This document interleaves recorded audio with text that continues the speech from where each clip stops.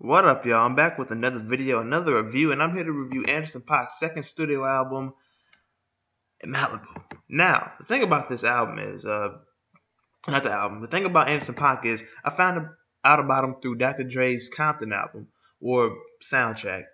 And I also heard him on the Game documentary album, the documentary 2.5, the second disc. And there was a song, Magnus Carlsen. And I liked his features on the Compton album, and I liked the features on the Games album. So I thought, why not check out his second studio album? Because this is his second album. It's not his debut album. I thought it was, but when I go on Wikipedia, I see that he had a link up he had a collab album, well, EP with Knowledge. And that was just an EP. And before that, he had the Anderson Paak EP. So I guess he had an album before that. So this is his second studio album. I guess the EP with Knowledge was just an EP, and the project before that was just an EP. So I'm wondering what the actual first album was. But like I said, I decided to check this album out because I liked his features on Dr. Dre and the Games albums, and he has a very distinct voice. I knew him right away when I heard him. When I saw the track listing for the Games album, I was like, okay, I see Anderson Paak on there, and I remembered his voice instantly. And when I heard him on Dr. Dre's album, I heard him on a good amount of songs on there. Actually, it wasn't just one; it was like 2 or 3, if I'm not mistaken. I can check real quick, but what can I say? Not only does he have his own distinct sound, but he has his own,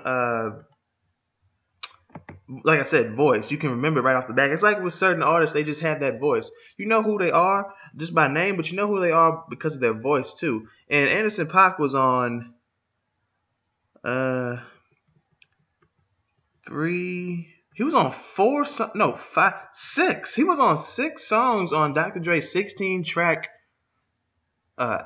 album, third album, Compton. And if he could have almost made it a collab album with him, but this was inspired by the Straight Outta Compton movie. So anyway, let's go ahead and get into this. I've spent enough time talking about how I got introduced into Anderson Paak and everything. And like I said, has his own sound and own voice. In the evidence that he has his own sound is on this whole album. And he doesn't have too much, but he doesn't have too little of the different elements that he brings on this album. And what can I say? A good feature list. He has The Game on here, Talib Kweli. What else does he have? Oh yeah, he has BJ the Chicago Kid, who y'all know how I feel about him. I feel like he would jump on anything with anybody. Schoolboy Q, Rhapsody, who we'll get into her feature, and some other people. Sonia Elise, the Free Nationals United Fellowship Choir, the Timmon Family Choir. Nice features on here. 16 songs, and only a feature on 6 other songs. And this is actually categorized in the hip hop genre, but also in the R&B and soul. And I did hear of course, the R&B, but I also heard the hip hop and the soul throughout this. Let's go ahead and get into the review though. Track number 1, The Bird. I love the small jazz appeal of this song right here, the soul and the blues. Like, this wasn't classified as a blues album, but it had some blues appeal, and on this song definitely. Anderson talks about having friends who were there, one living right beside him as he grew up, and his struggles his family went through, like his uncles having to pay the cost, and great piano playing, by the way.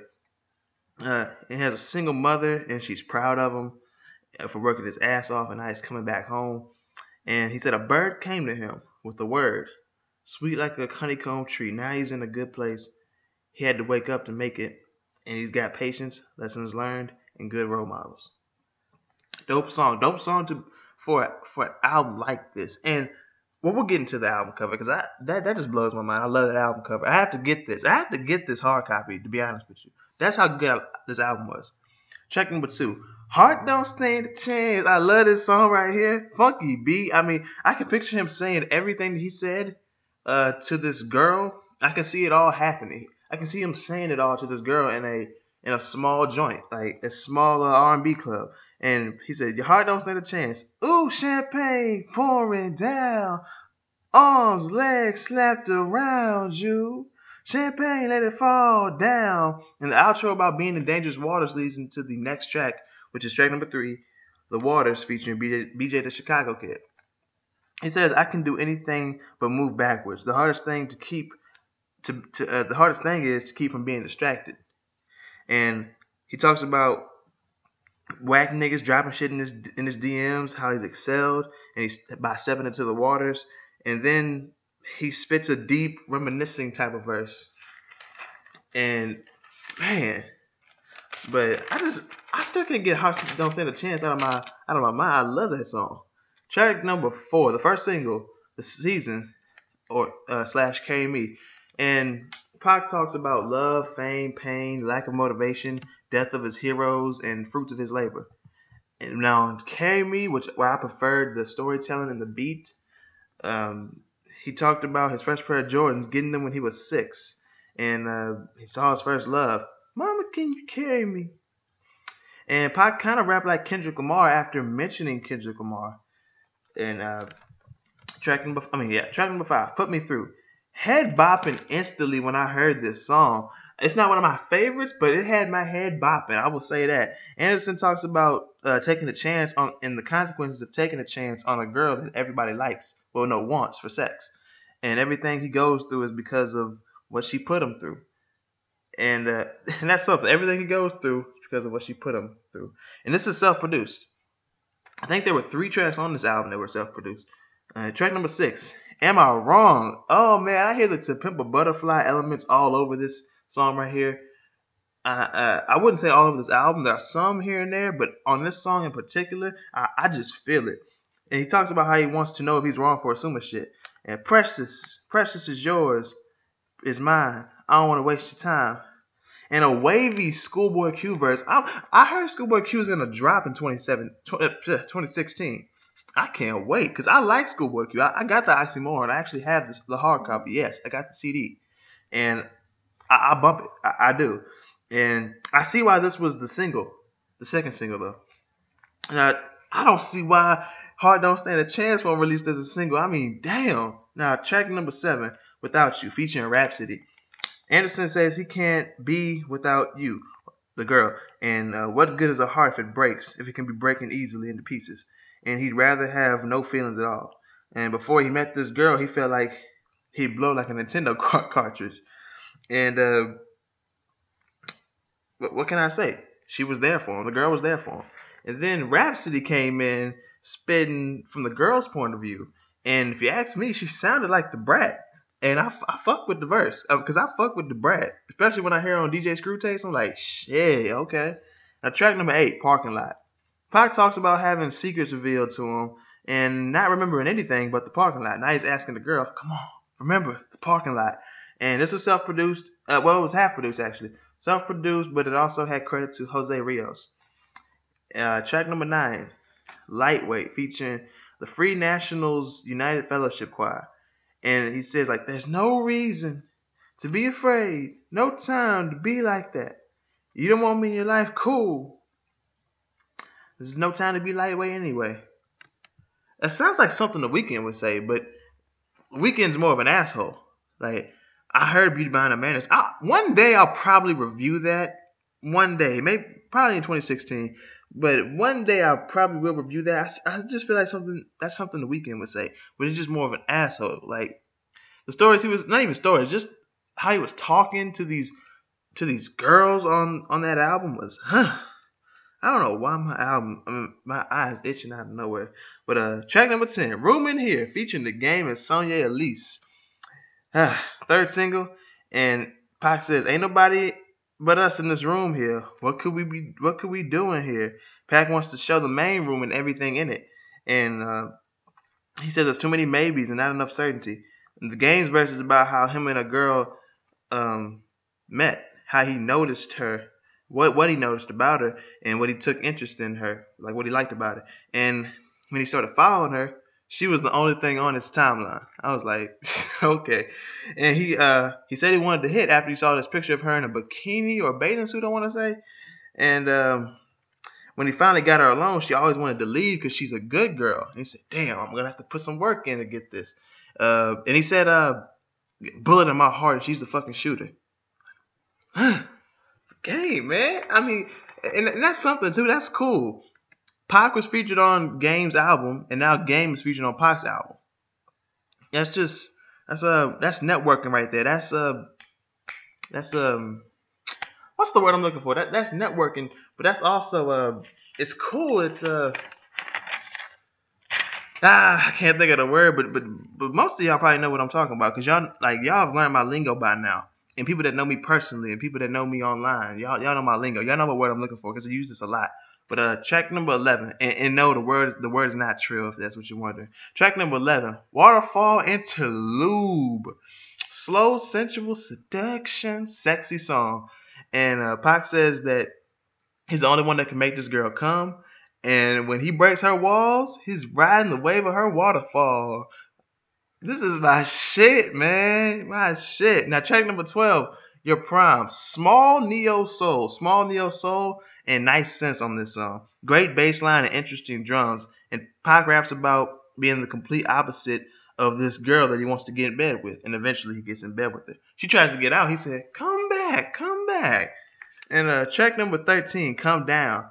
Another funky bass line. Sounds like something I might have heard on Compton or the documentary 2.5. Now, see, that's what I'm talking about. I hear elements of To Pimp a Butterfly. I also hear elements of the documentary 2.5 and Compton here and there. But other than that, Pac has his own, we already know he has his own distinct voice. You can tell who he is when you first hear it if you've heard him before. But he has his own distinct sound.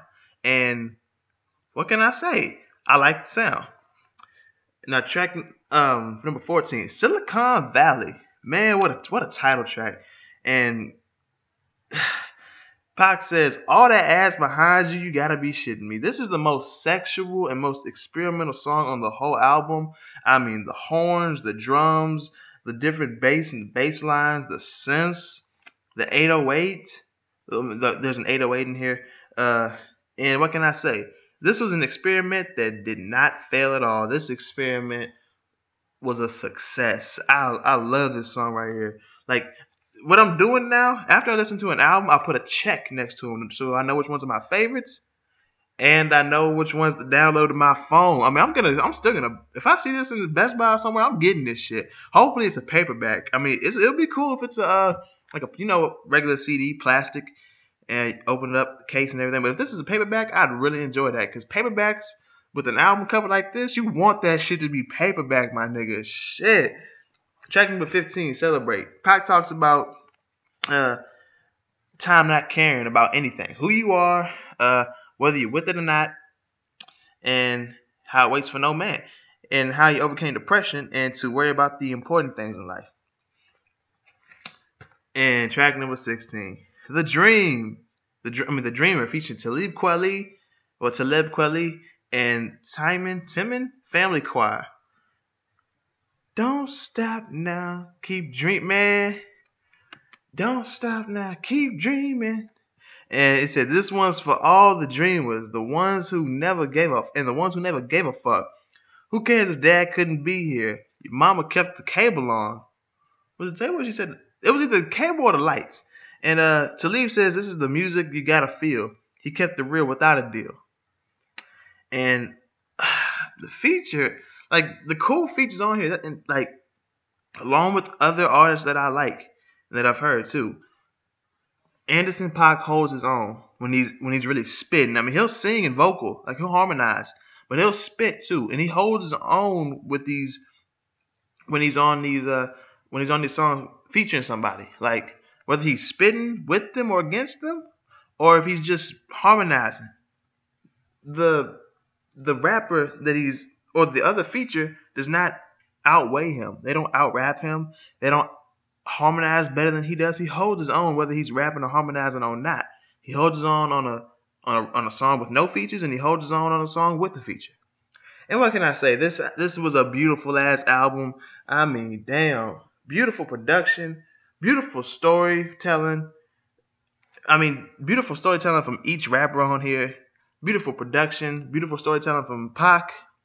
Just a beautiful ass album. Listen to this. I'm going to leave a link in the description like I do for almost every album review that I do. Listen to this album stream on YouTube, or you can easily get it on Spotify. But I'm going to leave the YouTube stream in the description of this video. Listen to this album. I mean, man, this is a beautiful ass album. There's like 7 songs on here that I'm gonna be downloading. I didn't have a problem with 1 song on here. That's how good this album was. I mean, and well, let me see something. DJ Khalil, I thought so. My favorite song on here is produced by one of my favorite producers out right now, DJ Khalil. Y'all should know by now I love DJ Khalil. And my goodness, man, Madlib was on here. Ninth Wonder, Paak produced 3 songs on here. Ninth Wonder again, Pomo, Chris Day. DJ Khalil produced Your Prime too. Okay, High Tech, them joints. He's got some nice production on here, and like I don't mean just like sound, but as a production list goes, notable producers on here, and some I've never heard of. But I didn't dislike a song on here, and I didn't dislike a beat on here, so I'm gonna have to be more in tune with some of these producers. And maybe check out Schoolboy Q a little more than I do. I mean, I like Schoolboy Q. Like I said, I bump him. I bumped the Oxymoron album, but I'm about to check him out some more. I'm definitely, because I'm waiting for that album. Everyone's waiting for that new Schoolboy Q album. I'm definitely going to have to like check out the Free National. These choirs on here, I'm about to check them out too. I'm going to start fucking with Rhapsody some more too. I mean, I heard on to Pimp a Butterfly and I heard it before that. But after this, I'm like, damn, I'm really going to have to start messing with her some more. Because I like female rappers. I don't know why people don't like female rappers. I don't. But man, this is just a beautiful album, beautiful production, beautiful storytelling, just beautiful album cover. That's the last thing I wanted to talk about before I got to the end of this review. That album cover is something else. I mean, do you see what my nigga Anderson is doing? He is playing a piano in the middle of the sun while the sun is setting in the middle of the fucking ocean. You got a typewriter here. You got some purple thing right here. He's got a hat, some conch shells, and some paper right here. A toaster right here. What is this? A boat? Well, no, a small little canoe. A boat in the back. Pins. Safety, the stuff they have out in the ocean or in water to let you know how far to go, where it's safe. A whale. Another little ship. A Cadillac right here. A record player. What the hell is that? Looks like somebody's falling off a wave. From their surfboard right here. What looks like a... Oh, hold on. Wait a minute. I mean, this album cover is something else. But let me go ahead and get my score and grade up for this album. This album is an 85 out of 100. So that would... And, yeah. Wait, no, whoa. Let me stop. Actually. This album is... This album's a B+. Yes, this album's a B+. 89 out of 100. I mean, goodness. 89 out of 100 for me. B+ grade. If you've heard this album, let me know what you think about it in the comment section below. And let me know what you think about my review on it. I mean, you have to listen to this. At least listen to it. I'll leave the link, like I said, in the description below. You can hear it on YouTube. And like I said, you can find it on Spotify. But if I see this in stores, I'm copping this. Please let it be a paperback. And, what's the thing over here I was going to talk about? He's got a freaking... There's some dude falling off a wave or something that looks like a freaking ice glacier in the middle. Oh, my God. And what the hell is this? Looks like something dead and something popping out of the dead body. And he's got things on top of the piano. He's got the books. He's got a safe, some alcohol, and some cologne right there. He's got a grapevine right there with the plants around it. This is just some type of album cover right here. Look, just listen to this album. And you know what? Support Anderson .Paak. Buy the album go ahead and buy it on iTunes. I don't like buying shit off. I don't like buying music offline. I mean, if I order the CD and it gets sent to me, that's cool. But I don't like buying just the digital. I gotta buy the physical. And this is one of those very rare few albums where it's like, I gotta get it. I gotta get this shit. I actually have to get the fucking CD. And if he gets this shit and puts it on vinyl, I will buy that vinyl and I will buy a record player or find a record player at some of my older family's house and I will buy that shit and I will put it on there. 89 out of 100, B+. This, oh my goodness, man. I can't wait for this next Anderson .Paak project. I'm a fan of Anderson .Paak now. Hearing him off Compton wasn't enough for me to say I'm a fan. I'm not a fan. I'm a supporter now of Anderson .Paak. Hearing him off the Games album, Documented 2.5, the second disc, wasn't enough for me to say I'm supporter of Anderson .Paak. Now I'm a supporter of Anderson .Paak because he held it down on his own, and he held it down when other people were featured on there, whether they were rapping or harmonizing, and whether he was rapping or harmonizing. You gotta like this album if you've heard it. If you don't, why? Why do you not like this? And hopefully I'm getting through to y'all enough to where y'all will check this album out. It is definitely worth hearing. And it's 16 tracks. It's not too short, and it's not too long. Not too long would have been something like maybe 20, 21 tracks.